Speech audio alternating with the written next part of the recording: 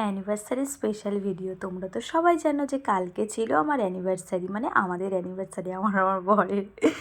আর তার সাথে ছিল মনোজিতের জন্মদিনে। প্রত্যেক বছরই আমাদের মানে বিয়ে হয়ে আসার পর থেকে আমাদের দুটো সেলিব্রেশন একসাথেই হয়, ওর জন্মদিন আর আমাদের অ্যানিভার্সারি।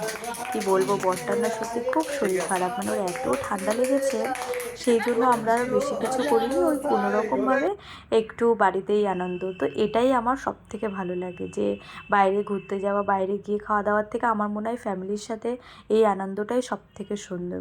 তো প্রথমে কেক কাটিং করলাম, কেক কাটিং করে দেখো সবাইকে একটু খাইয়েও দিলাম।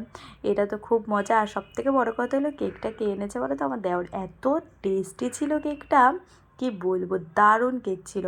মানে আমাদের বাড়িতে প্রায়ই আমরা কেক খাই, কিন্তু এটা সত্যি খুব সুন্দর ছিল। আর এরও জন্মদিন। তো প্রথমে আমাদের কেক কাটিং করে নেওয়ার পরে তারপরে ও কেক কাটিং করতে বসলো। দুটোই কেক এত টেস্টি ছিল, এত সুন্দর ছিল, খুব সুন্দর লেগেছে।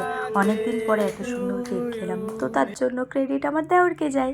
তো তারপরে কেক কাটিং করে নেওয়ার পরে ওর কেকে দেখো ওর নামটা লেখা ছিল মনু, ঠিক আছে। এবার আমার দেওর বলছে কি, তুই নামটাকে কেটে ফেলিস। নামছি হ্যাঁ, কেক নামটা তুমি বাড়িতে নিয়ে চলে যেও ব্যাগে করে।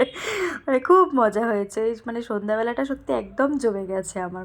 তো তারপরে রাত্রিবেলায় ছিল আমার বাবুর তরফ থেকে, মানে আমার শ্বশুরের তরফ থেকে বিরিয়ানি।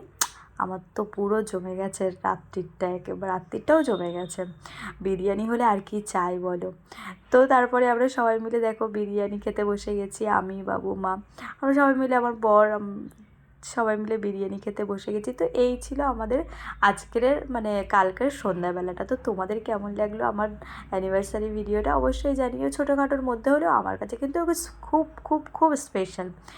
তো তোমাদের কেমন লাগলো অবশ্যই জানিও। ভালো লাগলে লাইক কমেন্ট শেয়ার করে পাশে থেকো। বিরিয়ানিটাও কিন্তু খুব টেস্টি ছিল, সত্যি কি বলবো, দারুণ হয়েছে।